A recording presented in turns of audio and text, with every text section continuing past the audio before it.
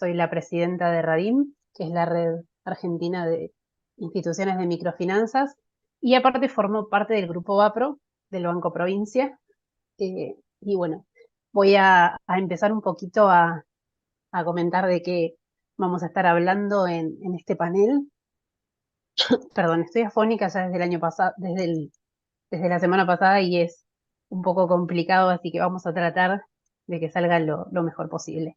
Bueno, este panel trata de problemática en pequeñas y medianas empresas. La verdad que es un tema que nos trae a todos bastante atareados, así que estamos contentos y contentas de poder llevarlo adelante. Y les comento un poquito cuál va a ser la dinámica del panel. Eh, Vamos a estar esperando que todas y todas los que están en el canal de YouTube de la universidad puedan participar, así que los invitamos y las invitamos a que con preguntas puedan ir participando. Esas preguntas al final del panel, depende del tiempo que vayamos teniendo, las vamos a ir pudiendo llevar a cabo. Así que bueno, vamos a empezar un poco con la dinámica de exposición de cada uno de nuestros prestigiosos y prestigiosas panelistas, que ahora las voy a presentar a mis compañeros y a mis compañeras de este panel. Eh, la dinámica va a ser de una presentación con un eje temático por cada uno, de 10 a 15 minutos aproximadamente.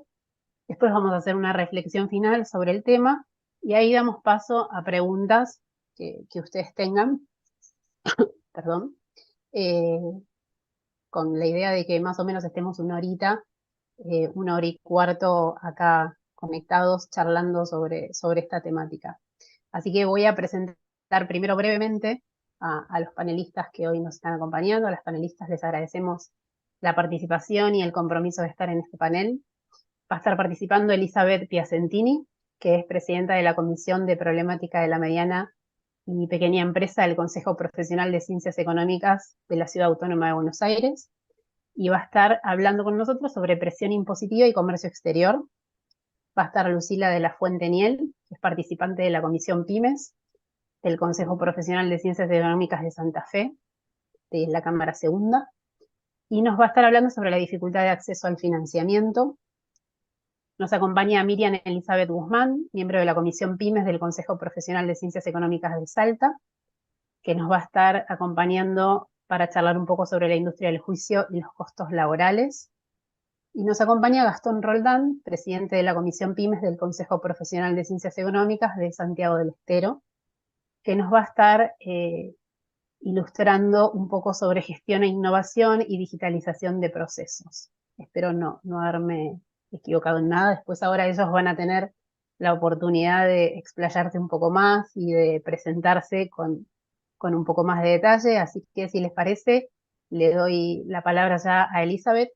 Elizabeth, bienvenida para que podamos comenzar. Muchas gracias. Bueno, voy a empezar compartiendo el material. ¿Se ve bien? ¿Están viéndolo? Perfecto. ¿Sí, no? Perfecto. Muy bien, ahí vamos. Bueno, muchísimas gracias por la oportunidad. La verdad que es una cumbre maravillosa que la Universidad de Palermo organice esta cumbre donde, bueno, estamos entre colegas, ¿no es cierto?, pymes, justamente los motores de nuestro país. Yo personalmente estoy dirigiendo la Comisión de Problemática de la Pequeña y Mediana Empresa del Consejo Profesional de Capital Federal. También soy CEO del estudio contable Piacentini, ya hace más de 3 décadas que estoy manejando este estudio, especializado en pymes también. Participo también en Fundación Flor, en el Comité de Educación Financiera y en el Comité de Emprendedorismo. Y en FECOBA estoy en la mesa tributaria y dirijo también el área de mujeres empresarias FECOBA. O sea que apasionada por las pymes y el lugar para que puedan crecer. El tema que me toca en el día de hoy es presión impositiva, comercio exterior. Todos los temas de este panel y de la mañana son interesantísimos. Es apasionante, por eso pido por favor a la moderadora que me vaya regulando el tiempo, que me vayas avisando, porque hay mucho para decir en nuestro país sobre este tema y creo que es muy importante en el contexto actual, donde estaría muy bueno que nos estén escuchando los candidatos, ¿no? Los que van a dirigir nuestro país más adelante, que es muy importante que tengan información. Tener información es poder, y si saben todo esto que nos está pasando, van a poder implementar buenas políticas y mejores leyes.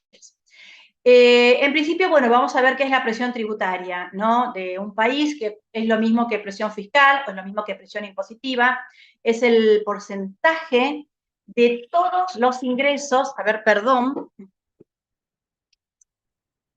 tenemos llamada al estudio, es el porcentaje de todos los ingresos de particulares y empresas de lo que aportan efectivamente al Estado, en relación con el Producto Bruto Interno de ese país, ¿no? Eso es la presión impositiva. Según la OCDE, en los países de nuestra región, Argentina está entre los 3 con mayor presión fiscal. Ellos elaboraron un informe con 27 países de nuestra región latinoamericana, y bueno, estamos ahí en el puesto número 3, fíjense, dentro de los con mayor presión fiscal. Muy por atrás quedan, y les diría que si quieren saber cuáles son los líderes sin tanta presión fiscal en este momento, son Paraguay y Uruguay, por ejemplo, que bueno, conocemos porque lo vemos en nuestros estudios, cuando la gente pregunta permanentemente qué pasa con los cambios de residencia. Según la UIA, nuestra Unión Industrial Argentina, en un estudio muy reciente que hicieron, de un ranking de 30 países, acá tomaron países de la OCDE, ¿no? Países de Estados Unidos y Europa, industrializados también, estamos en el puesto número 10 de presión fiscal, casi como Australia. Tenemos un 34% de presión fiscal, Australia tiene un 35%, y arriba nuestro hay países con presión fiscal, pero países muy, muy de avanzada. Esta es la pregunta que nos hacemos: ¿por qué tenemos tanta presión fiscal si en otros países tienen algunos pagos que no tienen que hacerlos, como nosotros con la educación y la salud, ¿no? Pero bueno, esto es lo que estamos estudiando acá. Yo creo que uno de los secretos que deberíamos modificar en nuestra legislación es la cantidad de impuestos. Y acá vamos a ver actualmente cuántos impuestos tenemos. Este es un estudio que hizo el IARAF, muy interesante. Este es el último estudio que hizo, y en este momento tenemos en nuestro país 148 impuestos, de los cuales 45 son tributos nacionales, 25 son tributos provinciales. Dentro de los 25 provinciales ya sabemos que muy importante es ingresos brutos, ¿no es cierto? Acá está automotores, inmobiliario, el impuesto de sellos, el impuesto a la herencia, que tienen algunas provincias y otras no. Y después hay 78 impuestos, tasas o derechos municipales. Escuchen ustedes esto, 78, ¿no? Un montón. El listado es inmenso, inclusive los nombres que se leen entre estos sellos o ¿no es cierto?, cánones municipales, hay nombres que son como de la época colonial, realmente. Pero fíjense ustedes la paradoja. De estos 148 impuestos, solo 10 son los que recaudan el 91% de lo que usa nuestro país, ¿no? Entonces, tenemos 138 impuestos que recaudan apenas el 9%. De estos 10 impuestos más importantes, que ya ustedes deben estar pensando, ¿no? Bueno, ¿cuáles son de estos 148 los que más recaudan justamente en nuestro país? Hay 8 que son nacionales, uno que es provincial, muy fuerte, y un impuesto municipal que en el último tiempo se convirtió como en una estrella de la recaudación municipal y generó también muchas controversias y mucha jurisprudencia.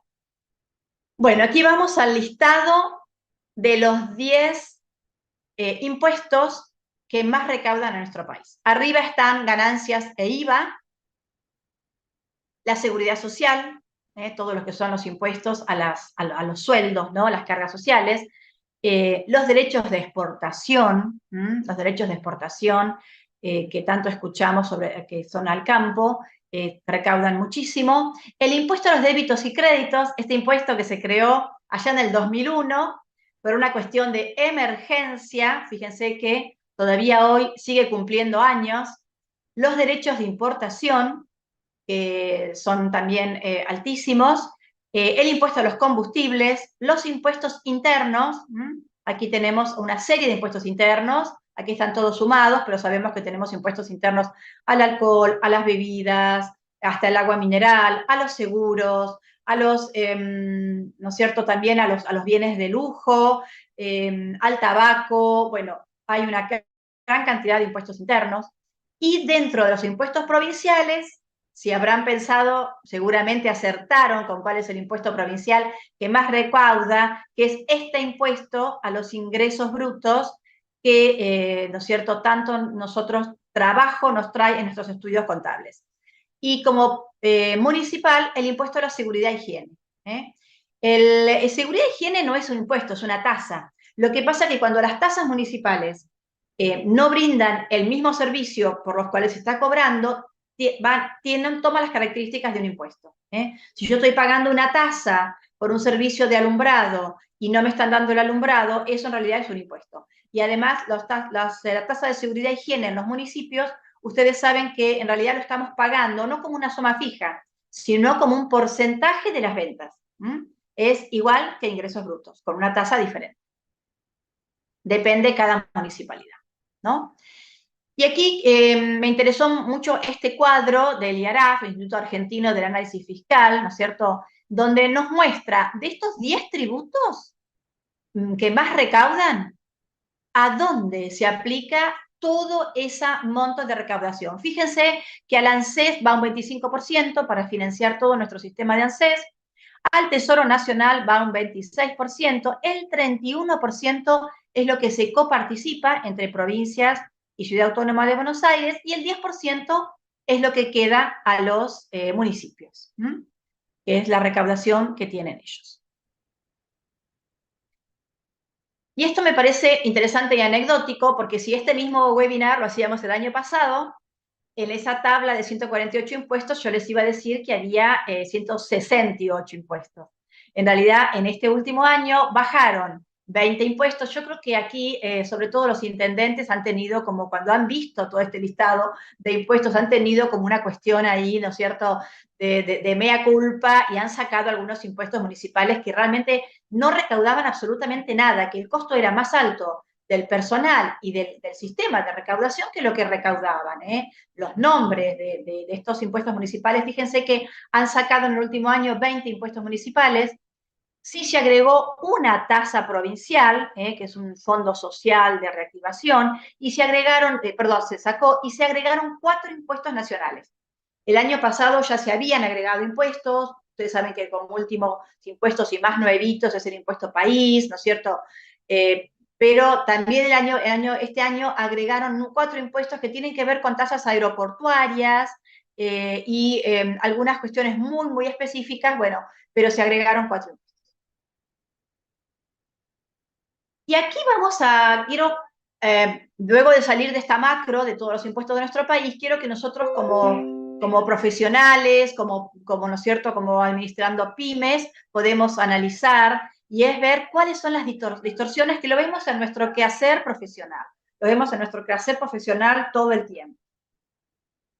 Por ejemplo, autónomos. A mí me parece, ustedes también van a poder observarlo ustedes y también analizar ustedes como profesionales o cómo viven estos impuestos. Por supuesto que los impuestos, los 148, no le caben todos a todos, ¿no? Depende en qué provincia estoy, depende cuál es mi actividad, depende cuál es mi municipio, algunos me tocan y otros no. Autónomos, por ejemplo, es un impuesto, un aporte que aumenta cada 3 meses.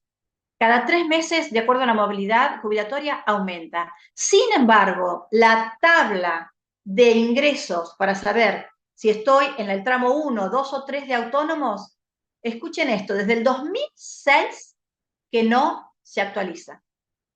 O sea que yo tengo una tabla que dice que si el aportante autónomo gana más de 30.000 pesos al año, tiene que tomar la tabla más alta de autónomos. Es ridículo.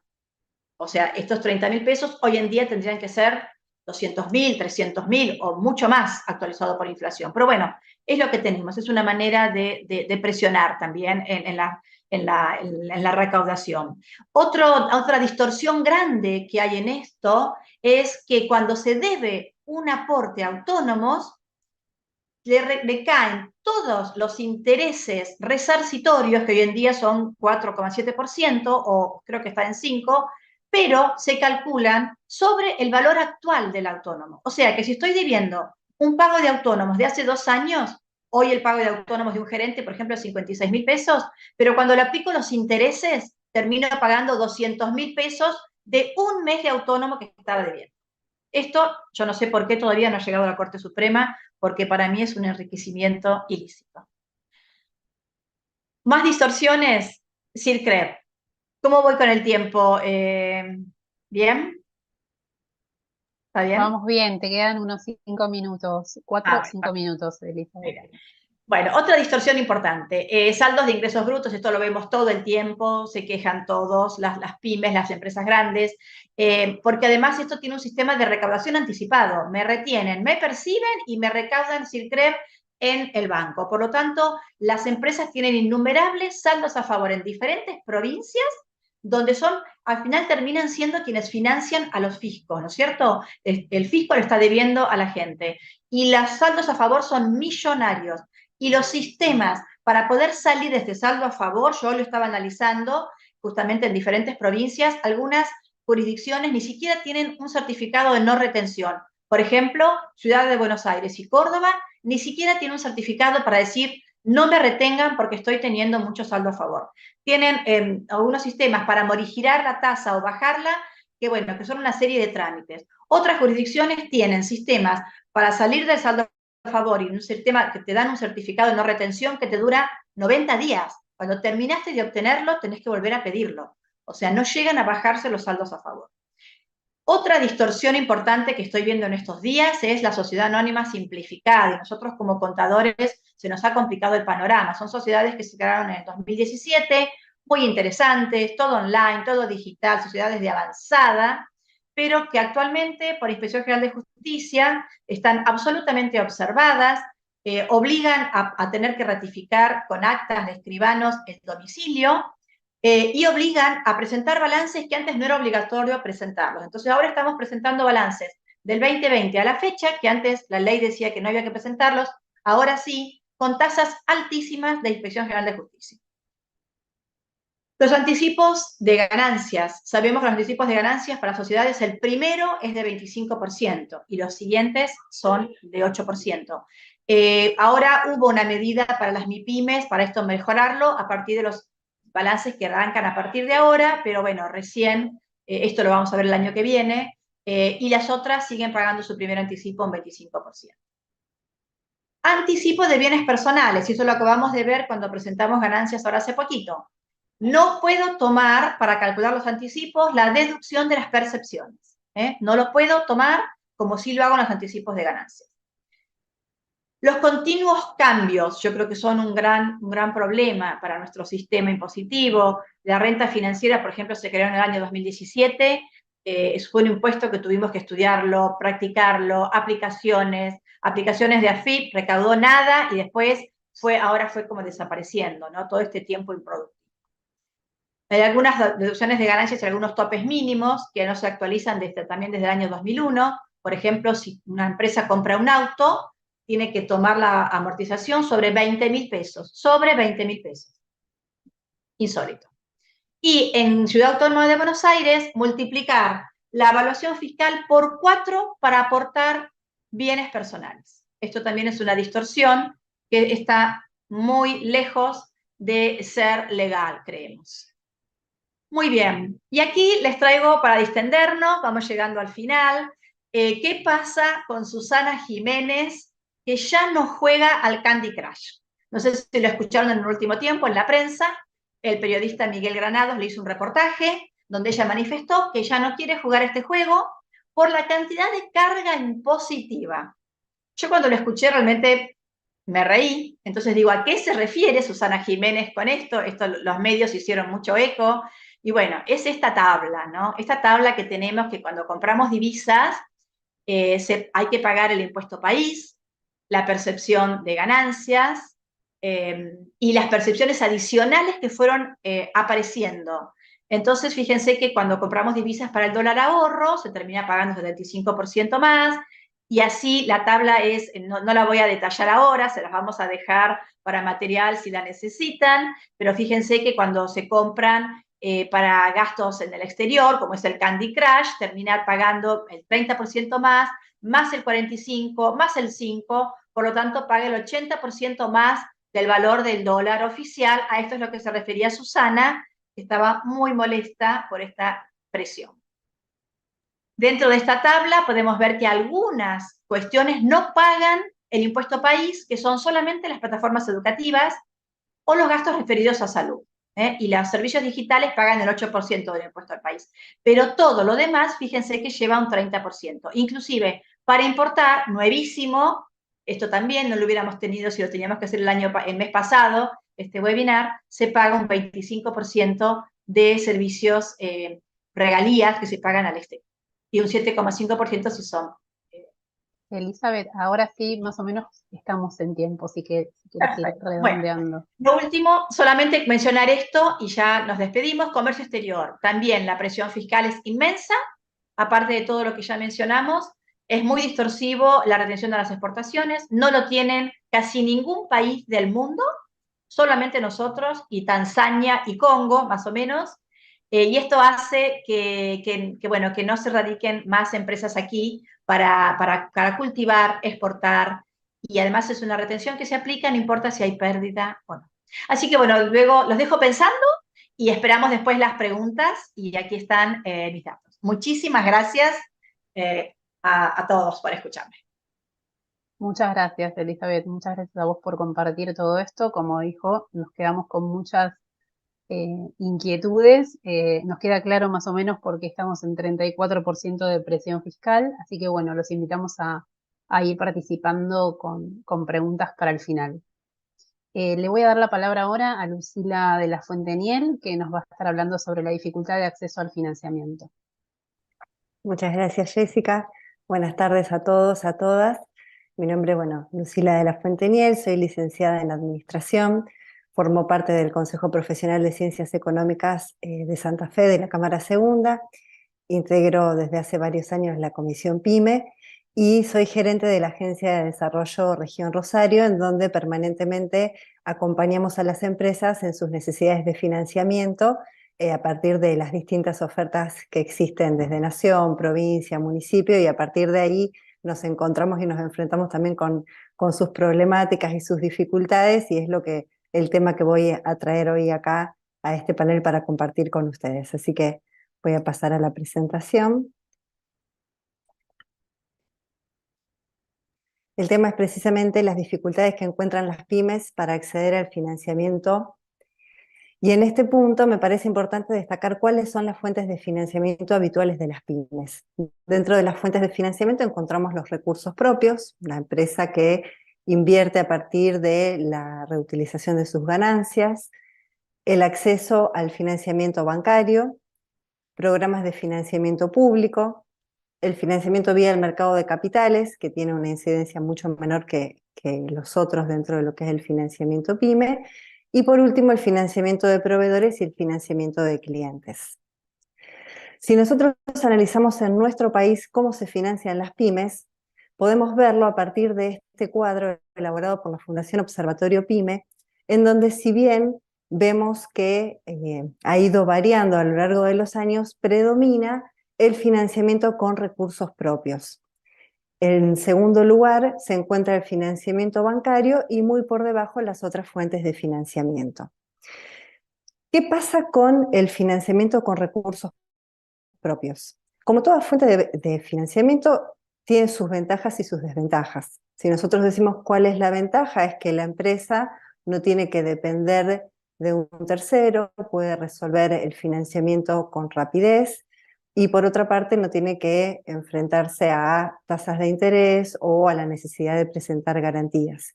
Pero como contrapartida, esta fuente de financiamiento tiene algunas restricciones en lo que hace al crecimiento de la empresa. ¿Por qué? Porque todas sus inversiones van a estar supeditadas a su capacidad de generar utilidades para reinvertir. Entonces, esto determina que la escasez de capital haga que en muchos casos las empresas posterguen sus proyectos o bien los realicen pero en un tamaño que sea menor al óptimo o directamente desistan de la ejecución.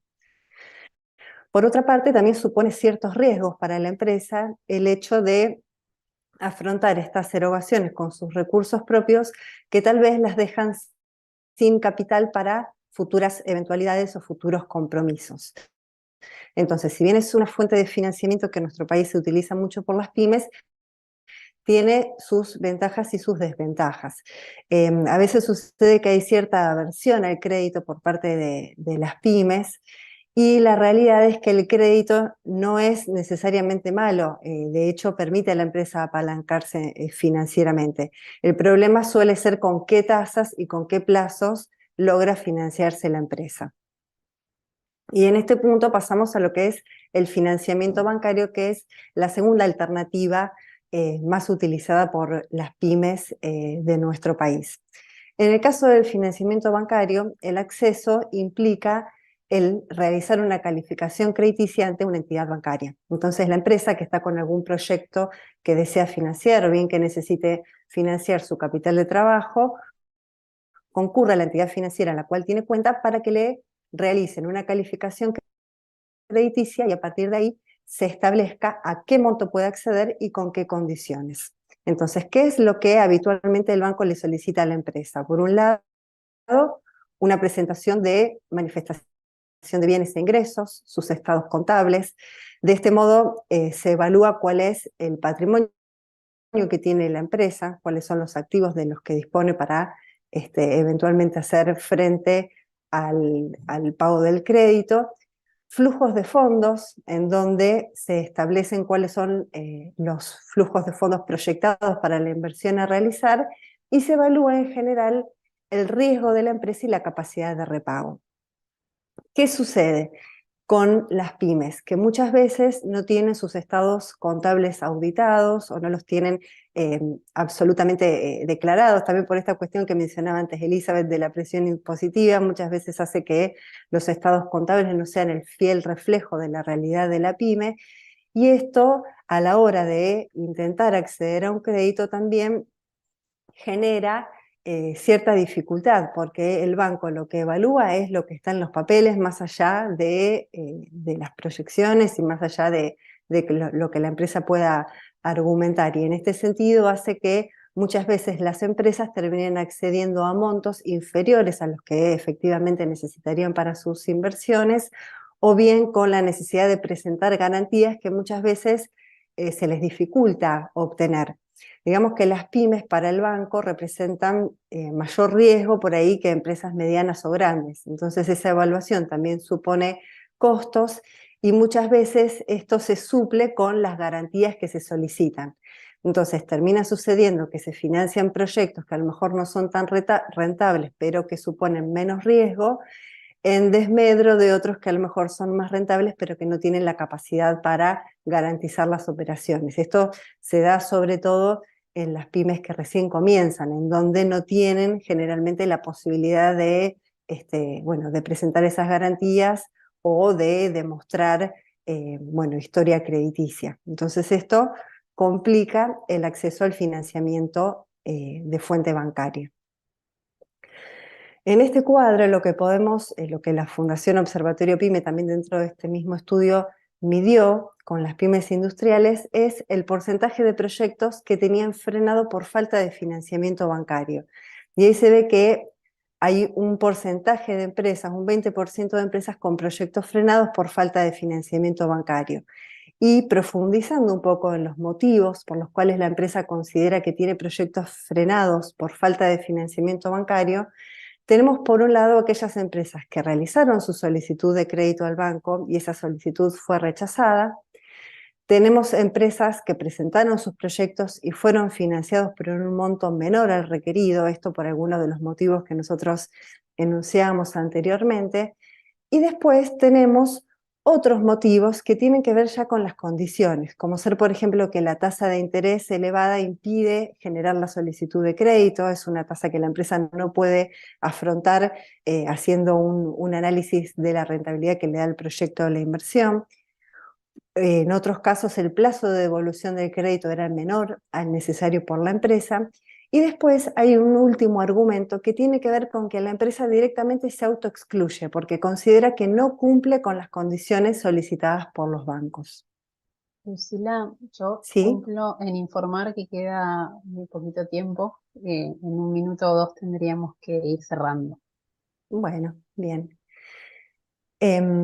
Como conclusión, 7 de cada 10 pymes industriales con proyectos frenados se autoexcluyen por considerar que no cumplen con los requisitos, o bien porque las tasas de interés o los plazos son diferentes a los que necesitarían para que la inversión efectivamente pudiera realizarse. Entonces podemos decir que la informalidad que mencionábamos antes, esto de no tener, de la falta de confiabilidad por un lado de los estados contables, o el mismo modo el hecho de faltas de garantías, hacen que la empresa no encuentre en muchas ocasiones posibilidad de financiarse a través de los bancos. Y en otros casos el racionamiento crediticio, esto de que se obtengan menos montos del solicitado, también conspira contra los proyectos de inversión. Y también hay una cuestión que tiene que ver con algo estructural de nuestro país, y es que tenemos un sistema financiero que es muy pequeño. Si nosotros analizamos el sistema financiero como proporción del PBI, en la Argentina representa un 13%, mientras que en países de altos ingresos, por ejemplo, de la OCDE, representan el 88% del PBI. Y sin ir más lejos, con países más cercanos, como ser Brasil o Chile, representan un 62 y un 73% respectivamente. Entonces, ¿qué podemos concluir? Que existen, por un lado, un reducido mercado de crédito del país, y por otro lado hay características propias del segmento PYME que contribuyen a que haya una desconexión entre el sector bancario y el sector PYME, y sobre todo los más pequeños. Otra fuente de financiamiento que me gustaría mencionar tiene que ver con las fuentes de financiamiento público, que son fuentes de financiamiento que el Estado pone a disposición de las pymes de alguna manera con el objetivo de atenuar esa falla de mercado que mencionábamos antes, y con el objetivo de facilitar el acceso al crédito. ¿Qué características suelen tener estos programas de financiamiento público? Que sus condiciones de acceso son más favorables en términos de que las tasas son más convenientes, en algunos casos hay financiamientos a tasa cero, los plazos suelen ser también un poco más extensos, y la evaluación económica financiera suele ser más flexible en términos de que se pone más énfasis en el proyecto que en la cuestión financiera de la empresa. Entonces estos son aspectos que favorecen de alguna manera el financiamiento, pero también como contrapartida es importante señalar que hay un gran desconocimiento de la existencia de estas herramientas. Si nosotros consultamos a las empresas, son muy pocas las empresas que tienen conocimiento respecto de la existencia de estas líneas, son muy pocas las que los utilizan, y también hay ciertas particularidades en el diseño de estas herramientas que a veces dificultan también que sean las herramientas más adecuadas para el financiamiento de los proyectos. Entre ellos se puede mencionar que funcionan en muchos casos con convocatorias para la presentación de proyectos, es decir, se requiere que la empresa presente un proyecto para acceder a este financiamiento cumpliendo con determinados requisitos de las líneas, y ese proyecto es evaluado, y el plazo de evaluación y el plazo que transcurre desde que se presenta el proyecto, se aprueba y se cobra, suele ser extenso. Entonces, en contextos como el nuestro, con estos contextos inflacionarios, muchas veces el proyecto original termina siendo muy diferente del proyecto que efectivamente puede financiarse, porque ya el dinero no alcanza para lo mismo que 6 meses atrás u 8 meses atrás. Entonces, esa es una cuestión importante a tener en cuenta, y también esta cuestión de que se requiere presentar un proyecto. Entonces muchas veces a la empresa le cuesta disponer de una persona con la formación necesaria o con el tiempo necesario dentro de su estructura para poder formularlo. Entonces, si nosotros tenemos que hacer una evaluación del programa de financiamiento público, sin duda proporciona condiciones mucho más convenientes, pero no son las alternativas de financiamiento aconsejables para cualquier tipo de inversión, porque si la empresa tiene que hacer una inversión para atender una urgencia, este tipo de herramientas, por estas características que mencionábamos antes, no les van a servir. y a la vez hay que estar atentos a estos lanzamientos, a estas convocatorias, pero en la medida en que la empresa tiene una inversión planificada y la puede pensar con cierto tiempo, sin duda que son herramientas aconsejables, porque inclusive existen hasta líneas que trabajan con aportes no reembolsables, es decir, la empresa no tiene que devolver el dinero, sino que funciona como una especie de subsidio que ayuda a acompañar el proyecto. Como conclusión final, y tomando en consideración estos datos que evaluábamos antes, cualquier medida que sirva para incrementar fondos destinados a pymes por parte de las entidades bancarias, bueno, es absolutamente necesario, así como políticas también que incentiven la inversión, esto desde lo que respecta al lado de la oferta. Y por otro lado, del lado de la demanda, creo que también desde el ámbito de nuestra profesión hay mucho que nosotros podemos hacer para ayudar a las empresas y acompañarlas en estas cuestiones para que tengan sus estados contables ordenados, equilibrados y estén atentas también a las convocatorias disponibles para poder acceder a las mejores fuentes de financiamiento necesarias para llevar adelante sus proyectos. Así que bueno, muchas gracias a todos. Muchas gracias, Lucila. Sí, seguro que después vamos a estar justamente tratando de tomarnos unos minutitos para reflexionar sobre eso, sobre qué venimos haciendo desde los distintos espacios respecto a todas estas problemáticas que estamos comentando. Así que para no irnos mucho de los tiempos y tratar de continuar, le vamos a dar la palabra a Miriam Elizabeth Guzmán, que nos va a hablar sobre la industria del juicio y los costos laborales. Hola, buenas tardes Jessica, gracias, buenas tardes a todos. Primero que nada, es de una gran valía tener estos espacios de encuentro entre contadores, ¿no? Y poder expresarnos y hacer quizás un poco de catarsis también. Soy la contadora Miriam Guzmán, representante de la Comisión PYME del Consejo Profesional de Ciencias Económicas de Salta. Soy gerenta de ICQ Consultora. Además, miembro y referente por Salta del Movimiento Nacional PYME, del MONAPI, y tesorera de la Cámara PYME de Salta. Bueno, el tema que vamos a compartir pantalla primero.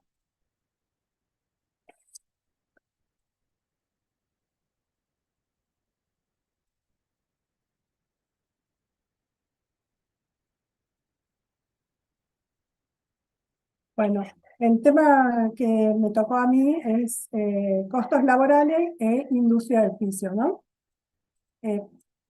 ¿Cuál es la mejor estrategia de costos laborales? Y pareciera ser de que estamos frente a un tablero de ajedrez donde tenemos que empezar a elegir qué poner, qué sacar y a quién matar, ¿no? Qué es lo que cómo vamos a avanzar. Para hacer un pequeño repaso de cuál es la composición de los costos laborales, tenemos las contribuciones, jubilación, PAMI, obra social, asignaciones familiares, Fondo Nacional del Empleo, el seguro de vida obligatorio, la ART. De parte del empleador sería un 33,53% y de parte del trabajador un 17%. Eso fue un repaso rápido. Ahora si vamos a un ejemplo práctico. Yo por cada 100.000 pesos que pago, hasta los 100.000, por cada 100.000 pesos que se lleve el empleado a su casa de sueldo en mano, neto, tengo aportes y contribuciones. Y termino pagando 162.000 pesos, 162.686,75. Eso representa un 62,69 del costo sobre el sueldo neto, ¿no? Y si lo calculamos sobre el sueldo bruto, tenemos un 35%. Otro ejemplo práctico sería qué pasa con un empleado que cobra el tope en el umbral del impuesto a la ganancia. Entonces, pasa lo mismo por cada 581.730 pesos que se lleva un empleado en mano, vamos a tener que pagar el 62, acá está el impuesto a la ganancia, que no incide, seguimos teniendo el 62,69%, o el 35% si lo calculamos sobre el sueldo bruto. Esto que tenemos acá son los únicos costos laborales que existen, no son los únicos, sino que el costo laboral empieza, de alguna manera, desde el momento uno de contratación de un empleado, desde la entrevista, desde el examen preocupacional, los salarios, los beneficios, las cargas sociales, la contribución, la capacitación, el desarrollo, cualquier otro gasto que esté relacionado con el personal, las indemnizaciones, los juicios laborales, que son distintas las indemnizaciones que los juicios laborales. Las indemnizaciones cuando despido a un empleado, arreglo, le pago y termina el trámite. El juicio laboral es cuando se hace más extenso y pago indemnización más los gastos que se vayan generando en ese tiempo, ¿no? Tenemos otros gastos como la previsión para despido, las provisiones para SAT, para vacaciones, todos los gastos administrativos de la nómina que vayan surgiendo. Necesito conocer el costo de la mano de obra, en el caso de que sean empresas manufactureras, para sacar el costo unitario del producto, ¿no? Lo pasamos así rapidito como para después poder avanzar. Les dejo aquí un cuadrito que está sacado de datos del INDEC, que a mí me llamaron mucho la atención. Espera que corro esto. Me llamaron mucho la atención, donde dice que los desocupados en el primer trimestre del 2021, en el segundo trimestre del 2022 y el segundo trimestre del 2023, iban de 1,3 a 0,9 a 1. O sea, del 21 al 22 bajó el índice de desocupación y volvió a aumentar en el 2023. En cuanto a los asalariados formales, fueron desde el 5,8, 5,9 al 6,2, fuimos en aumento. Pero ese aumento, esto es lo que a mí me llamó la atención, el aumento no fue en proporción en cuanto a los asalariados informales. Desde el 21 al 22 aumentaron significativamente más que los asalariados formales y se mantuvieron en el 2023.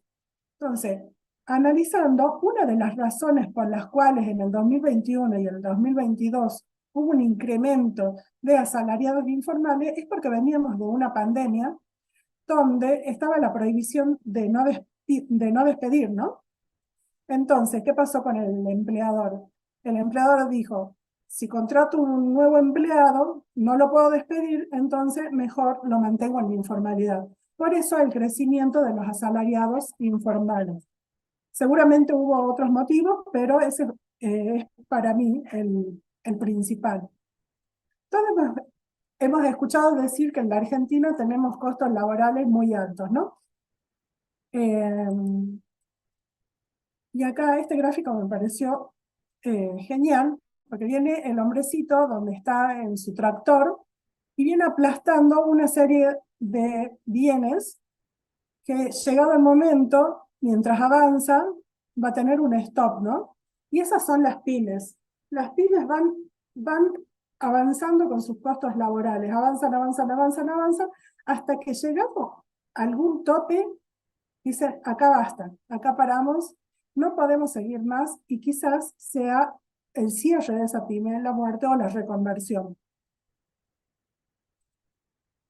Es importantísimo para las pymes la salud financiera. Es importantísimo que exista la competitividad y la sostenibilidad a lo largo del tiempo. Ahora, si hablamos de rentabilidad y sostenibilidad, los costos laborales representan generalmente una parte significativa de los gastos totales de una pyme. Una gestión efectiva de estos costos puede mejorar la rentabilidad al reducir los gastos innecesarios y optimizar los recursos, lo que contribuye a la sostenibilidad a largo plazo del negocio. Ahora, si hablamos de competitividad, las pymes a menudo compiten en el mercado donde la competencia es intensa. Gestionan los costos laborales, les va a permitir mantener los precios competitivos sin comprometer la calidad de los productos o de los servicios ofrecidos. Y esto les va a ayudar a mantener su posición en el mercado para poder atraer clientes. Los recursos de las pymes, todos sabemos que los recursos de las pymes, a diferencia de las grandes empresas, Las pymes tienen recursos financieros y humanos limitados. Entonces es necesario optimizar los costos laborales para que esto le permita aprovechar al máximo estos recursos y destinarlos a las áreas que generen mayor valor, como la innovación, el crecimiento. Si hablamos de flexibilidad financiera, una gestión adecuada de los costos laborales va a proporcionar a las pymes la flexibilidad necesaria para enfrentar situaciones económicas cambiantes, ¿no? Y podemos ajustarnos a una fuerza laboral y costos en función de las demandas del mercado y en función de las condiciones económicas que se vayan planteando, evitando recortes drásticos en momentos de dificultad. Ahora, si hablamos de cumplimiento legal, ¿no? El cumplimiento legal, la gestión adecuada de los costos laborales incluye el cumplimiento de las leyes laborales y la regularidad y las regulaciones de estas leyes, ¿no? Esto va a evitar sanciones y multas recurrentes que van a poder afectar negativamente la finanza y la reputación de esta empresa, que después esa reputación me va a servir para generar scoring cuando voy a solicitar un crédito al banco, ¿no? Entonces es importantísimo el cumplimiento legal. La retención del talento. ¿A qué vamos con la retención del talento? Que suena así como raro. Obtener paquetes de compensaciones justos y que sean beneficiosos para los empleados, porque esto va a ayudar a retener a los empleados talentosos y me va a evitar tener que estar capacitando permanentemente a uno nuevo. Después, la motivación y la productividad. Una adecuada gestión de costos laborales puede incluir programas de capacitación y desarrollo para los empleados. Esto no solo mejora sus habilidades, sino que también va a aumentar la motivación y la productividad, lo que a su vez va a impactar positivamente en la eficiencia y en los resultados del negocio. Y por último, la imagen corporativa. Las prácticas laborales justas y las gestiones transparentes de los costos laborales van a constituir la imagen positiva de la empresa, tanto interna como externamente. Y esto es un activo muy valioso para atraer inversionistas, para atraer socios o clientes potenciales. En resumen, la gestión de los costos laborales en las pymes es esencial para lograr una operación eficiente para mantener la competitividad y asegurar la viabilidad a largo plazo. Al equilibrar de manera inteligente los costos laborales con las necesidades del negocio y el cumplimiento de las regulaciones, ¿no? Las pymes pueden construir una base sólida para el crecimiento y el éxito continuo. La otra parte que me tocaba a mí es la industria del juicio. Entonces, teníamos primero costos laborales. Dentro de los costos laborales está la industria del juicio. Y tenemos juicios, despido por maternidad, despido por matrimonio, despido discriminatorio, despido por causa justa, despido por red de producción, despido. ¿Qué es lo que necesitamos hoy en día? Necesitamos reformas laborales urgentes. Y acá les dejo una serie de aplicaciones que existen en distintos países. Por ejemplo, en Vietnam tienen la eliminación de umbrales de horas mínimas y la duración del empleo los deja incluido en el marco jurídico, ¿no? O sea, poder contratar un empleado por 2 horas diarias, por ejemplo. Nosotros tenemos, en Argentina, Brasil y Uruguay, tenemos el monotributo. Y así distintos países tienen distintas normativas. Estaría bueno que el Estado se siente a analizar las distintas normativas vigentes y que resultan con éxito en los distintos países para ver qué de eso se puede rescatar y aplicar acá en Argentina, ¿no? los principios del derecho. Si ustedes ven en el listado, tenemos distintos principios que están enunciados y si los analizamos, todos se refieren al empleado. Principio protectorio del artículo 14 bis de la Constitución. Indubio operario, regla de la aplicación de la norma más favorable, la subsistencia de la norma más favorable, el principio de irrenunciabilidad, etcétera, etcétera, etcétera, principio de razonabilidad, principio de indemnidad, de gratuidad, de justicia social, de equidad, de igualdad trato, de buena fe, de primacía de la realidad, principio de progresividad y pro homine. Todos estos principios están para la defensa del empleado, ¿no? Y nosotros estamos hablando en este momento de la problemática de las pymes. Y bueno, una de las principales problemáticas es esto, de que cuando tenemos un juicio laboral, en principio, la defensa es para el empleado. Además de toda la normativa vigente, tenemos las leyes, las lagunas jurídicas, ¿no? Y la analogía, que también esto nos viene a generar bastante inconvenientes. Y está la ley 24013, que le pido que la lean y así como la lean, rueguen y prendan una velita para que se derogue, porque es una ley que viene a poner sanciones y atenta contra el empleo. Y es un costo innecesario para las pymes y para todo juicio laboral. Esta ley viene, que acá le dejo como un pequeño detallecito, que después lo van a poder leer, prevé en su infinidad de artículos una serie de sanciones para las pymes, donde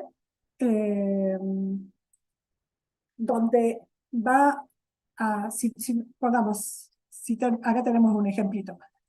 Tenemos la capitalización de los intereses del juicio. Si yo tengo una indemnización de 2 millones hoy, y en 5 años pasa a ser 4 millones, ¿sí? O sea, pasó el tiempo, se actualizó la indemnización que debía pagar, y se transformó en 4. Esta ley lo que prevé es capitalizar los intereses. Yo de 4 paso a pagar 9 millones.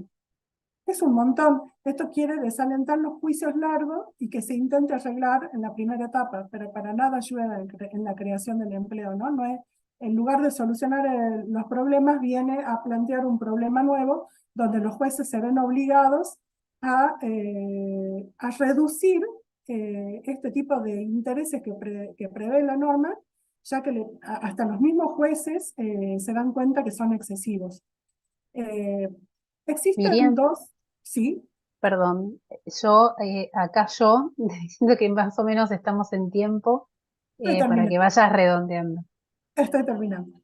Perfecto. Bueno, existen dos propuestas de leyes para solucionar el tema de los juicios laborales. Una está en la Cámara de Diputados y la otra está en la Cámara de Senadores. Así que bueno, les propongo que la lean y, eh, y bueno, eso.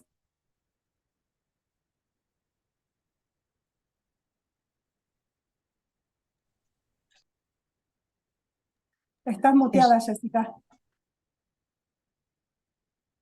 Perdón, les estaba hablando, les estaba haciendo una reflexión muteada. Te agradecía por el aporte, Miriam, muchas gracias y por cumplir en tiempo.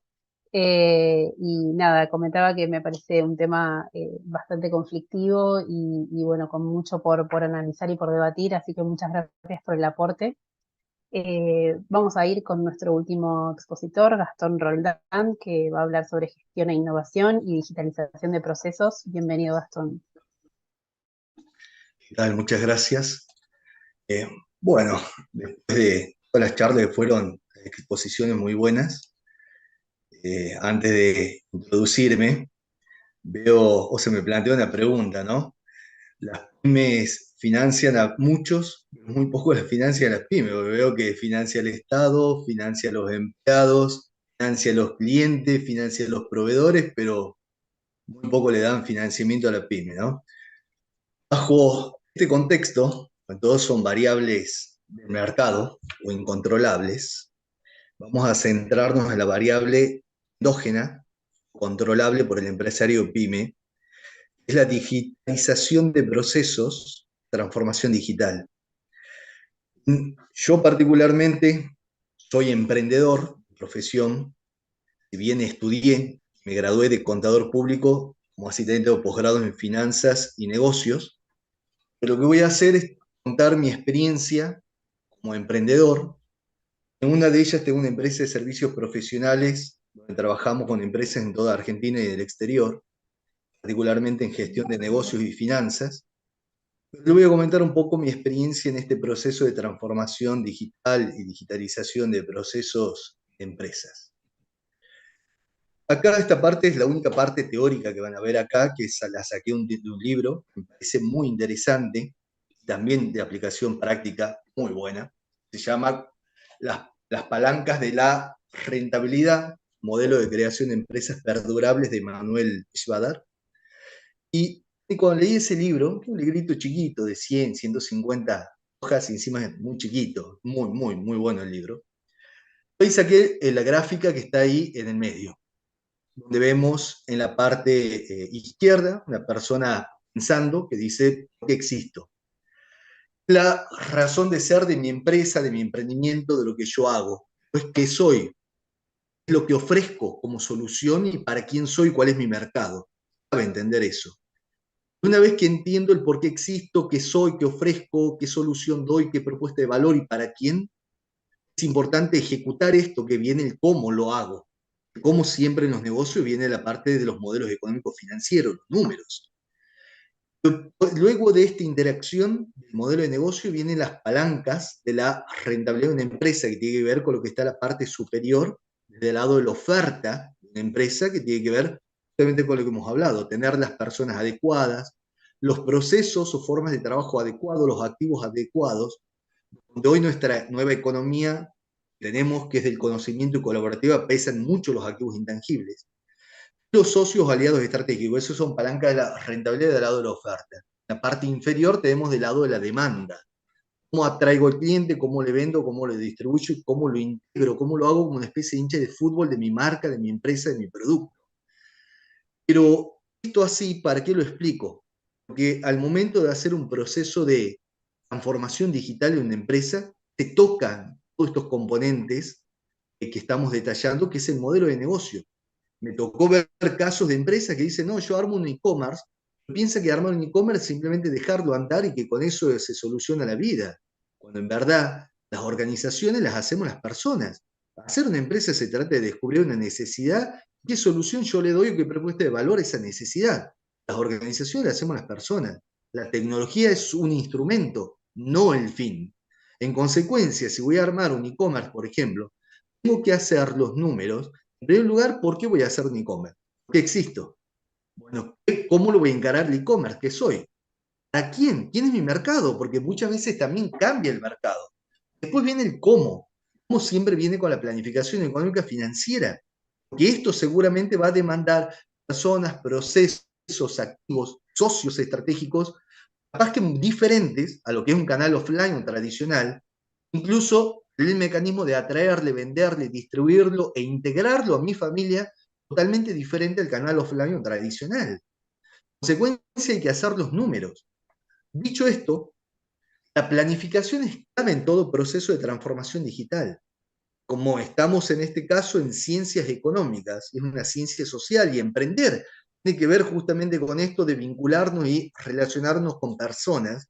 Lo primero que tenemos que hacer es saber escuchar a la sociedad. Eso es la función previa a la estrategia y a la táctica. Esto así va a disminuir el riesgo en la toma de decisiones. Todo lo primero que tenemos que hacer en todo proceso de transformación digital. Más aún después de todo lo que hemos visto del contexto adverso en el que se desempeña una pyme en Argentina. Hemos hablado de presión fiscal, hemos hablado de la industria del juicio, hemos hablado que nadie le financia a la pyme. O sea, miren si no es importante entender mi modelo de negocio y ser eficiente de caras hacia adentro. Entonces, el primer paso en todo el proceso de transformación digital es que los profesionales en ciencias económicas, los expertos en negocios digitales, trabajen junto con el empresario y su equipo. ¿Para qué? Para ayudarlo a entender qué cambios va a implicar este proceso de transformación digital en su modelo de negocio, todo lo que deriva de él, y todo eso después hay que pasar los números. Porque ¿cómo voy a saber yo cuánto voy a invertir? ¿Cuánto tiempo recupero esa inversión? ¿Cuál es la rentabilidad, riesgos, etcétera? Esas imágenes que ven ahí son encuentros con nuestros clientes asociados que hicimos en varios puntos de Argentina, incluso en el exterior. Luego de eso, esto lo armé yo en función de la experiencia de los procesos de transformación digital de empresas. La base de la pirámide es entender el modelo de negocio de la pyme. Yo no entiendo el modelo de negocio de la pyme, o sea, mucho menos voy a poder administrar ni hablar del proceso de transformación digital. Una vez que entiendo el proceso, el modelo de negocio de la pyme, tengo que entender cuál es el estado actual de las palancas de la rentabilidad que acabamos de ver, del lado de la oferta y del lado de la demanda. Y en función de ello empezamos a planificar y traducir todo a números, todo ese plan.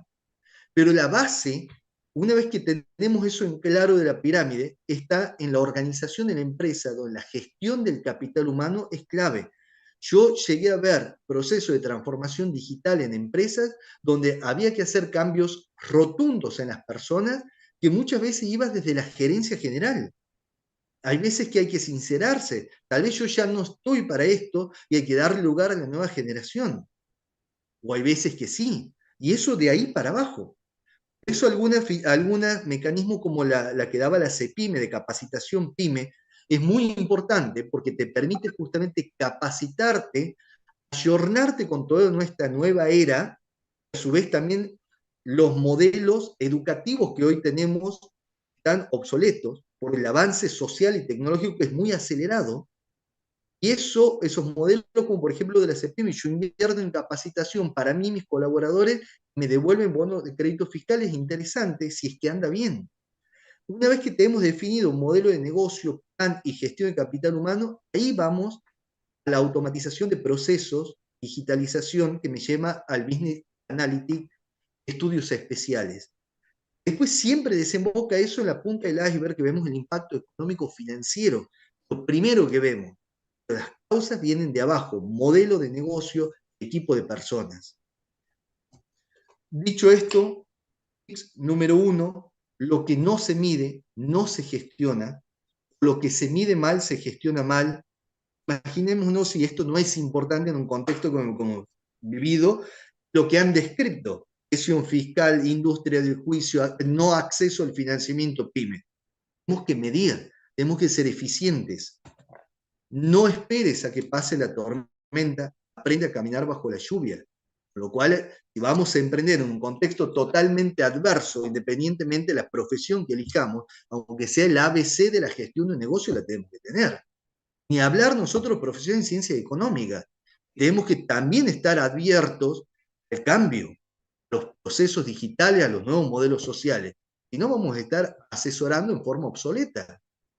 Y por el tercer lugar, como decía Peter Drucker, la cultura se come la estrategia en el desayuno. Muchas gracias. Muchas gracias, Gastón. Muchas gracias por la presentación, por el aporte, por el tiempo. O sea, todo un éxito. Estamos bastante bien de tiempo, así que yo voy a aprovechar para, en base a todo lo que estuvieron compartiendo con nosotros, darles 2 minutos a cada uno, si les parece, para que nos cuenten cómo nosotros desde la profesión, o sea, como contadores, como contadoras, podemos ayudar a acompañar, a afrontar y a transitar estas problemáticas que estuvieron mencionando y qué actividades se propician o vienen trabajando desde los espacios en los que ustedes están, desde los consejos profesionales de ciencias económicas, para abordar esta temática que hace a la problemática en las pymes. Si les parece, le doy la palabra a cada uno y en 2 minutos quizás nos pueden hacer un comentario sobre lo que consideren más pertinente en relación a esto. Podemos hacerlo en el mismo orden que fuimos recién. Arrancamos por Elizabeth.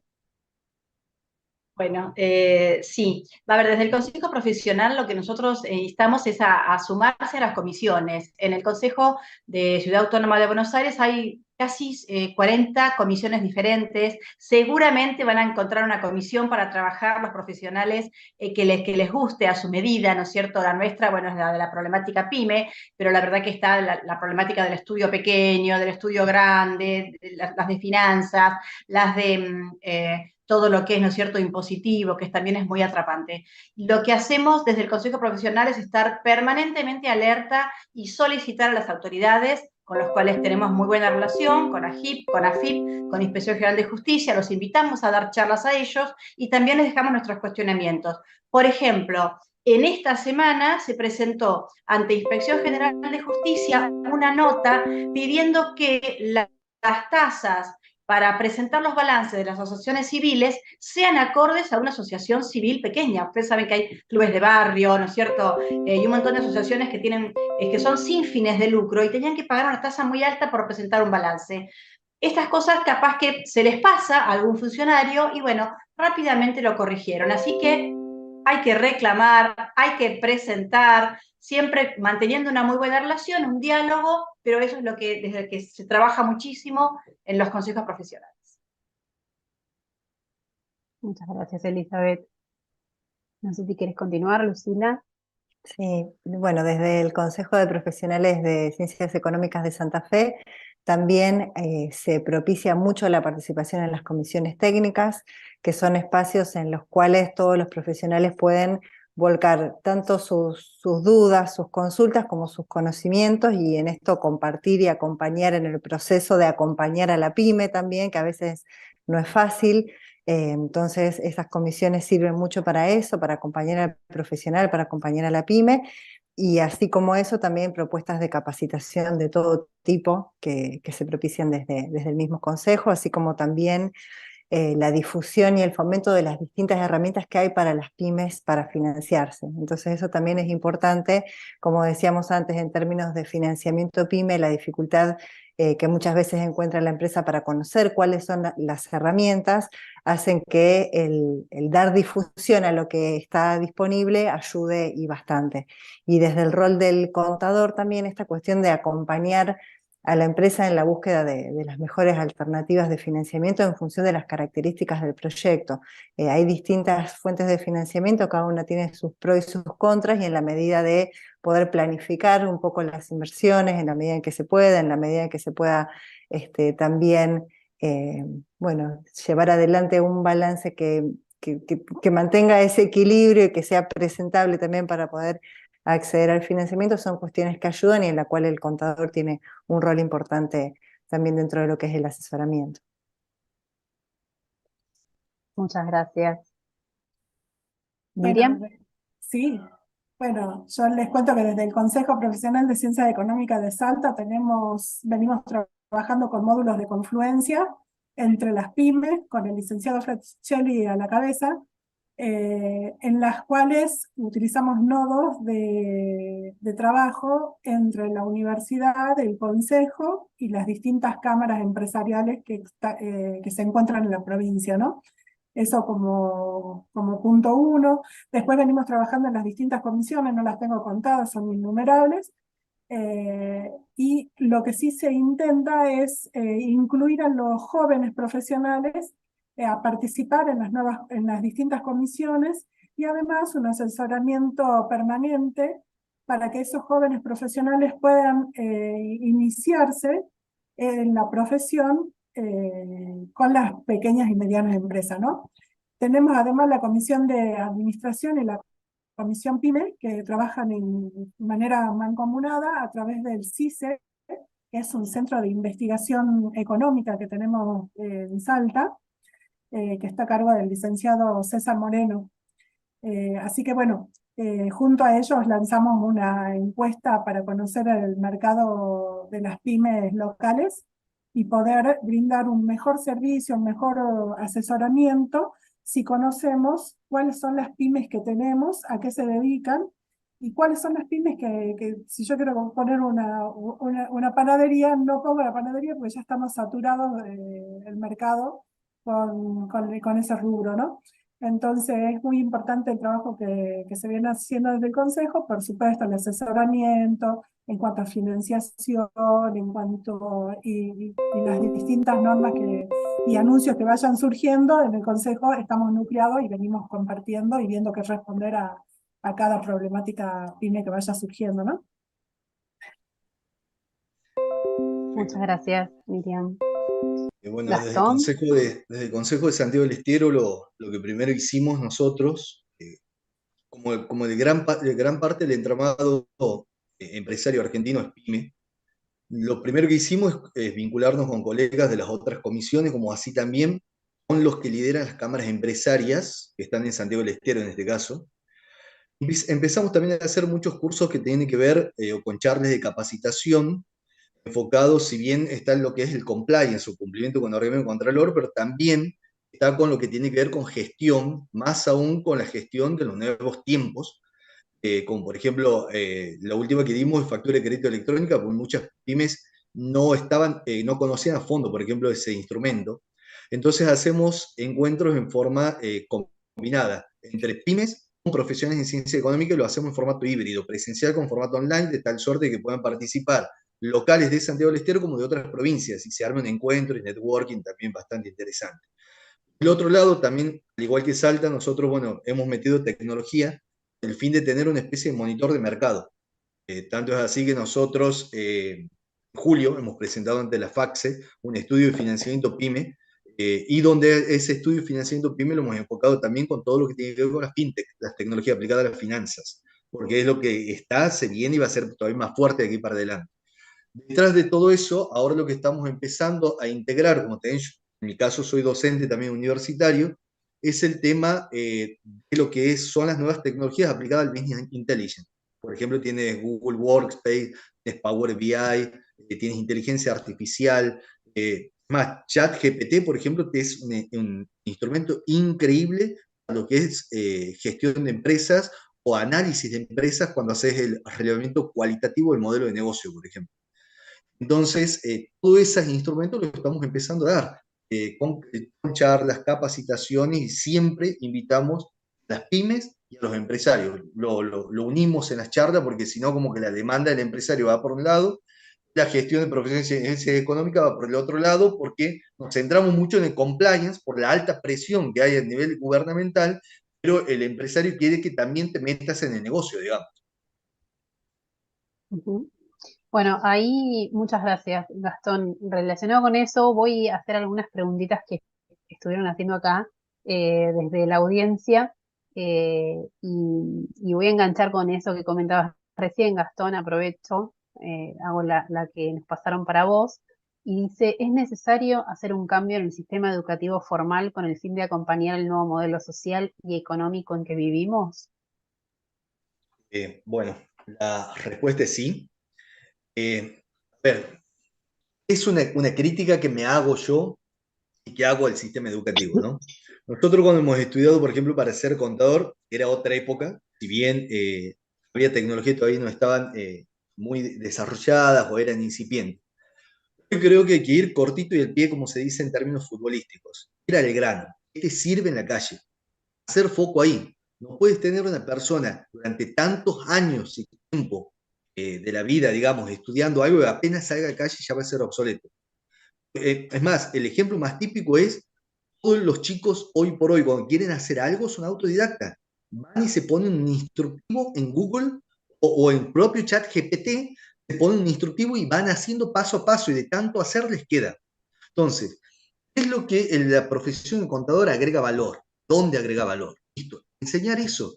Capaz que otras cuestiones que se daba vuelta antes, durante eran 2 años, hasta llegar a la carrera específica, tratemos de acortarlo. Tratemos de acortarlo. Eso es una. Otra, cuando enseñemos contabilidad, sí está bueno enseñar la deducción contable de la teoría de la partida doble, débitos y créditos.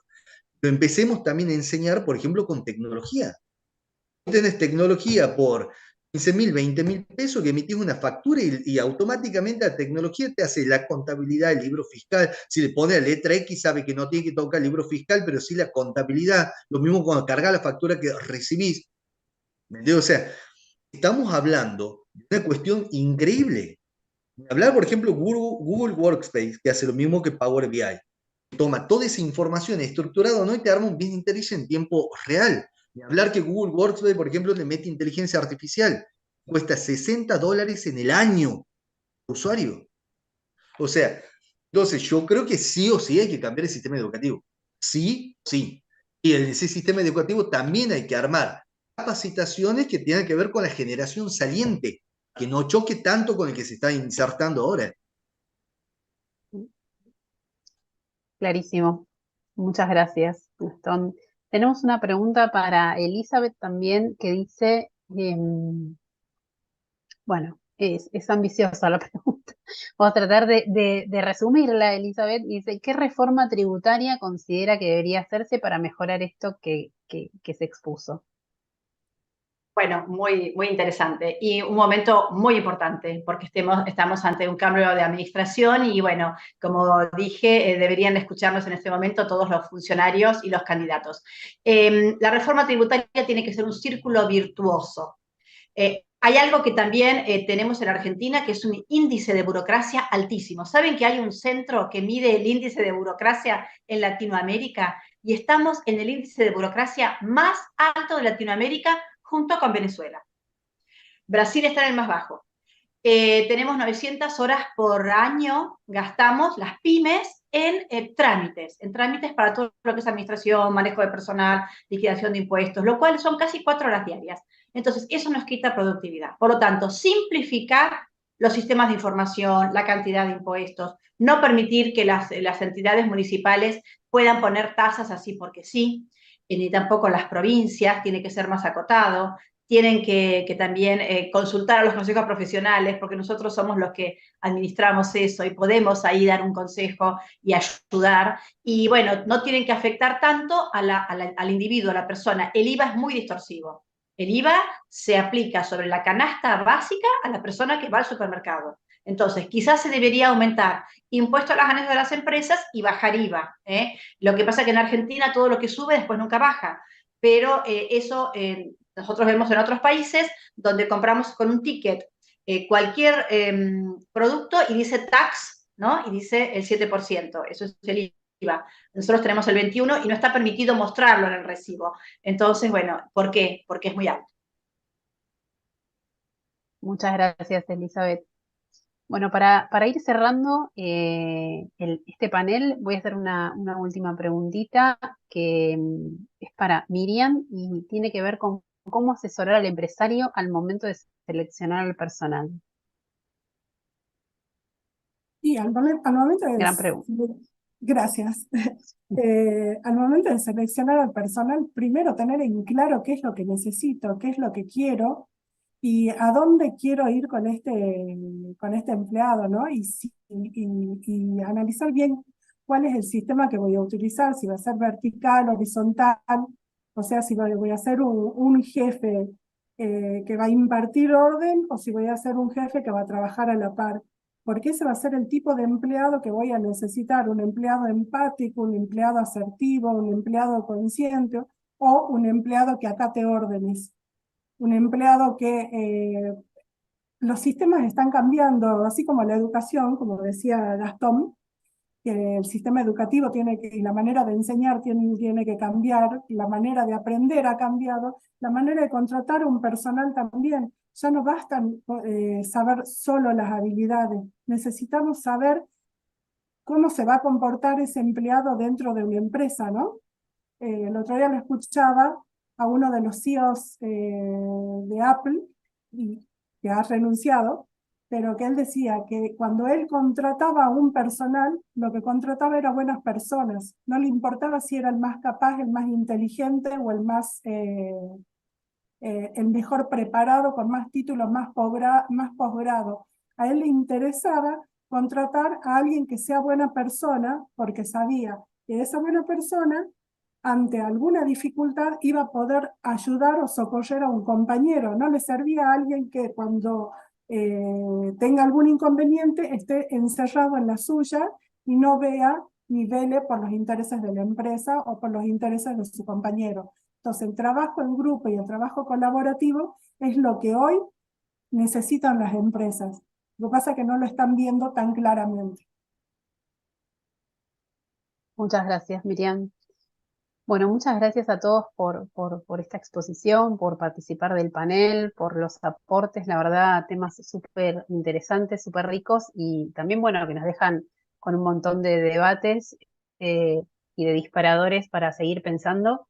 Así que yo les agradezco a todos y a todas por participar, a todos los que nos estuvieron escuchando y, bueno, los que van a estar viendo después este panel grabado.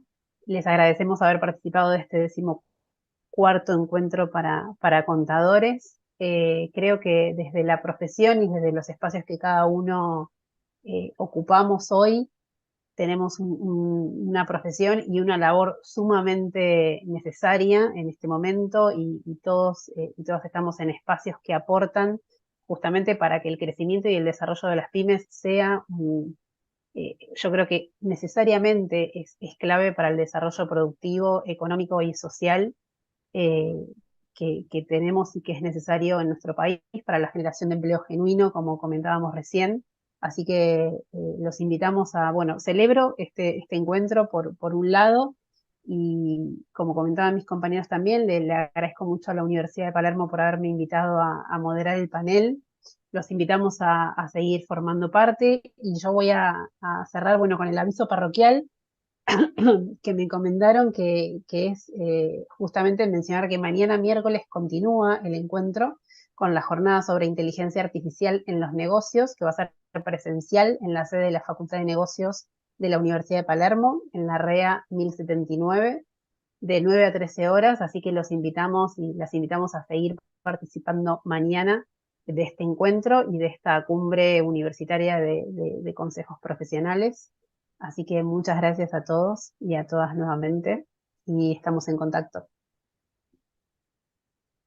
Gracias. Que tengan una excelente jornada. Muchas gracias. Buenas tardes. Buenas tardes.